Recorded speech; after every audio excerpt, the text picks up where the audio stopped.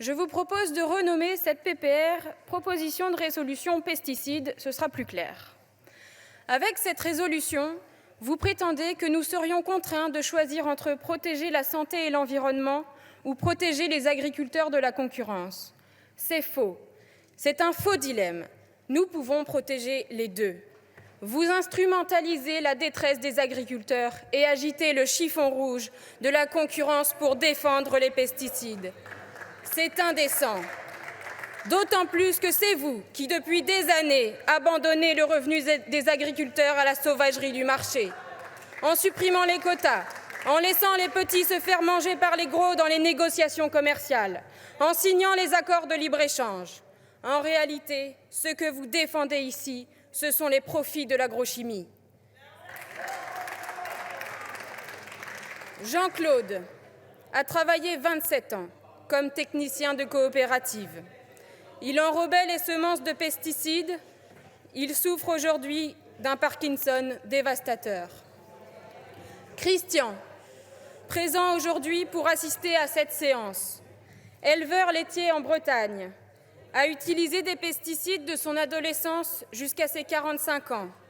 Atteint d'un cancer de la prostate, il souffre aujourd'hui de récidives régulières. Maladie reconnue maladie professionnelle il y a quelques semaines. Il me disait tout à l'heure, toutes les semaines, on enterre un copain. Denis était salarié dans une entreprise agricole.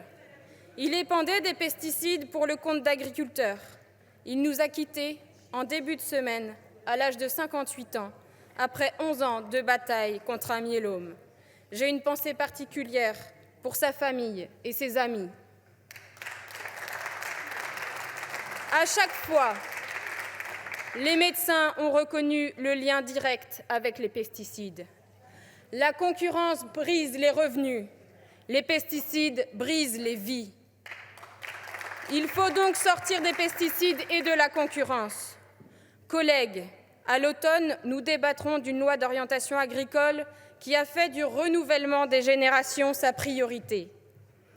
Mais avec une telle résolution, quel horizon offrez-vous ? Celui d'une vie de compétition permanente avec le reste du monde, où la seule façon de s'en sortir est d'utiliser toujours plus de pesticides ? Celui d'une vie où la menace de maladies professionnelles comme celle de Jean-Claude, Christian, Denis et tant d'autres ? Celui d'un revenu qui ne dépend pas de son travail, mais des aléas du marché ? Avec un tel tableau, comment comptez-vous installer les milliers de paysans et paysannes dont nous avons besoin ? Pourtant, les solutions existent. Des prix planchers pour retrouver la maîtrise des prix et des volumes, imposer nos normes de production aux produits importés et mettre en place des prix minimums d'entrée, planifier la transition vers l'agriculture biologique en réorientant les aides de la PAC. Alors, les revenus seront garantis et nous pourrons nous permettre de produire moins mais mieux. Nous refusons de participer à cette fausse opposition entre agriculture et protection de la santé et de l'environnement. Nous voterons contre ce texte.